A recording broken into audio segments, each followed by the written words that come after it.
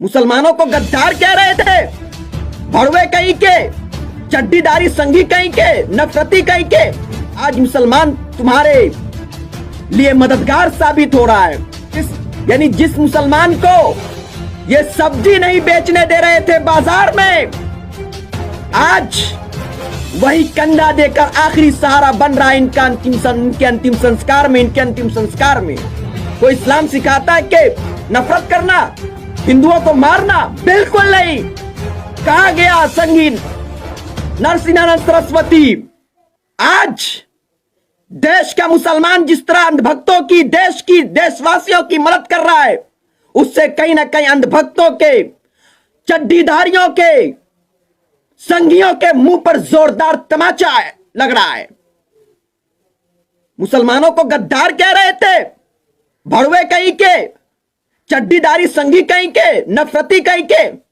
आज मुसलमान तुम्हारे लिए मददगार साबित हो रहा है।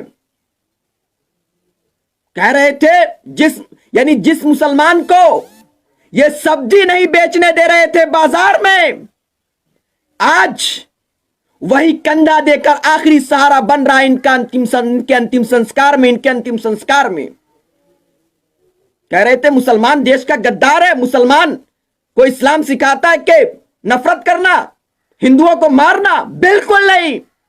कहा गया संगीन नरसिंहानंद सरस्वती, कहा गया कपिल मिश्रा, रागिनी तिवारी, परवेश वर्मा, अनुराग ठाकुर।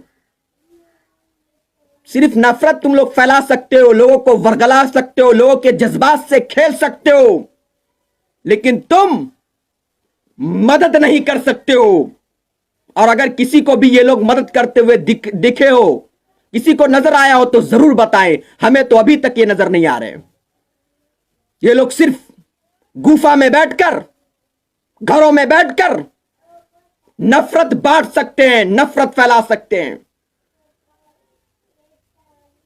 कह रहे थे लव जिहाद, मुसलमान लव जिहाद करता है। अब कहो ना ऑक्सीजन जिहाद, मुसलमान ऑक्सीजन बांट रहा है। सऊदी अरब जिसको रात दिन कोसते हो ये संघी लोग, आज वो ऑक्सीजन भेज रहा है। जिस मुसलमान को कोसते हो वो मुसलमान अपनी जान की परवाह किए बगैर तुम्हारे घरों की लाशों को कंधा दे रहा है, उसका अंतिम संस्कार कर रहा है। और हम कहते हैं कि मत देखो कौन हिंदू और कौन मुसलमान है, मदद करो ये सोच करके जिसकी तुम मदद कर रहे हो, आखिर वो तो है इंसान, आखिर है तो वो इंसान। और हम मुसलमान जिस धर्म के मानने वाले हैं, वो इस्लाम हमें मानवता का पाठ पढ़ाता है। इस्लाम मदद करने का नाम ही है। इस्लाम बेसहारों को गले लगाने का नाम ही है। इस्लाम भूखों को खाना खिलाने का, प्यासों को पानी पिलाने का नाम है। आज उसकी मिसाल देश के मुसलमान, भारत देश के मुसलमान दे रहे हैं। वो मिसाल साबित कर रहे हैं कि सद्दाम और दानिश नाम के व्यक्ति ने सैकड़ों अर्थी को कंधा दिया, और भी तब जब उनके ही बेटों ने, अपनों ने उनको यूं ही छोड़ दिया, तो उनको कंधा देकर उनका अंतिम संस्कार किया मुसलमान सद्दाम और दानिश ने। कल की खबर है कि दिग्विजय प्रसाद की 58 साल की बीबी मर जाती है, कोई उनको अंतिम संस्कार करने वाला नहीं होता है, कोई कंधा देने वाला नहीं होता है। तो रफीक कलाम और लड्डन बारिक नाम का व्यक्ति आगे आता है, उनका अंतिम संस्कार करता है हिंदू रीति रिवाज के हिसाब से। और शहनवाज शेख, ऑक्सीजन जिहाद कहोगे रे भरोए, कहोगे रे भक्तों, पाखंडियों, चड्डीधारियों, कहोगे? क्यों नहीं कह रहे हो ऑक्सीजन जिहाद? कहो। असमंजस में फंसे हो कि लेंगे या नहीं लेंगे ऑक्सीजन, क्योंकि मुसलमानों ने कह रहे थे मुसलमान पंक्चर बनाते हैं। आज तुम देख रहे हो कि मुसलमान पंक्चर ही नहीं, मुसलमान ऑक्सीजन सिलेंडर भी बना रहे हैं। और मुसलमान दिल खोलकर लोगों की, देश की मदद भी कर रहे हैं। और आज उसी के सहारे कहीं ना कहीं, उसी मुसलमान के सहारे कहीं ना कहीं तुम्हारी और तुम्हारे घर वालों की जान बच रही है। ऑक्सीजन जिहाद कहोगे, मूल्य सुधरेंगे नहीं। कभी प्लाज्मा जिहाद, कभी शव जिहाद और कभी ऑक्सीजन जिहाद। सब भड़वे लोग, सब पाखंडी लोग, सब चड्डीदारी संगी लोग, नफरती लोग बिल में छुपे हुए हैं, क्योंकि उनको अपना डर है, अपनी अपनी फिक्र है, अपनी कुर्सी की फिक्र है, अपनी नेतागिरी चमकाने की फिक्र है। उनको जनता की, देशवासियों की, देश की जर्रा बराबर भी कोई फिक्र नहीं है।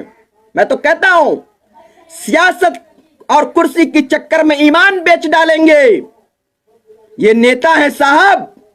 हिंदू मुसलमान में उलझाकर वो हिंदुस्तान बेच डालेंगे, और बेच रहे हैं कि देश की एक एक प्रॉपर्टी को प्राइवेटाइजेशन तो कर दिया, प्राइवेट हाथों में सौंप दिया, और 7 सालों में देश के लिए कुछ भी नहीं किया। एक भी नई हॉस्पिटल का निर्माण नहीं किया।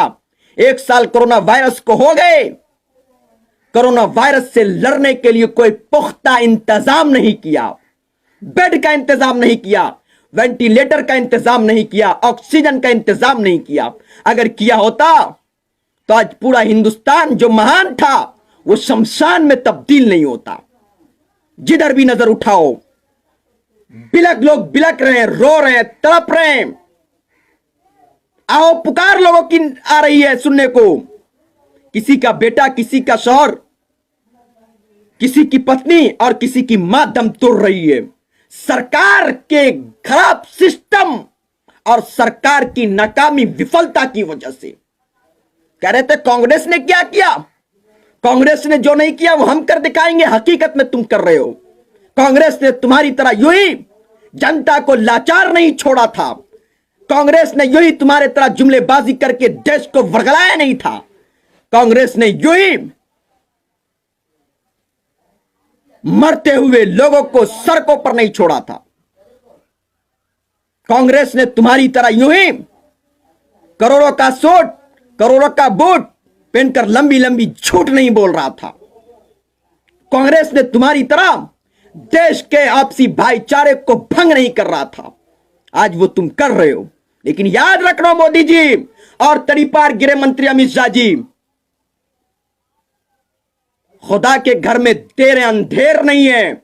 बहुत जल्द आपको जनता सबक सिखाएगी और आपको बुढ़िया बिस्तर समेट कर गुजरात भगाएगी, गुजरात भगाएगी। क्योंकि लोगों का, भक्तों का टूट रहा है सांस और टूट रही है आस।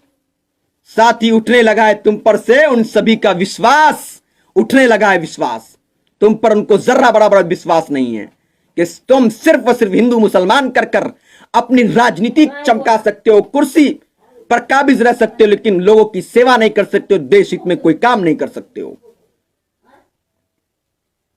मुसलमान को जिस मुसलमान को रात दिन कोसते हो, गद्दार कहते हो, आज वही देश की और देशवासियों के लिए मददगार साबित हो रहा है। देशवासियों की मदद कर रहा है, बढ़ चढ़कर मदद कर रहा है और मदद का हाथ बढ़ा रहा है। चाहे वो सऊदी अरब हो या फिर अन्य मुल्क हो या फिर भारत देश के मुसलमान हो, कि शहनवाज शेख नामी अपनी एसयूवी कार को बेचकर अपनी ऐशो इशरत की जिंदगी को दांव पर रखकर, खत्म कर कर, बिना जात पात धर्म देखे हुए लोगों की सेवा कर रहा है, मदद कर रहा है, ऑक्सीजन फराहम कर रहा है।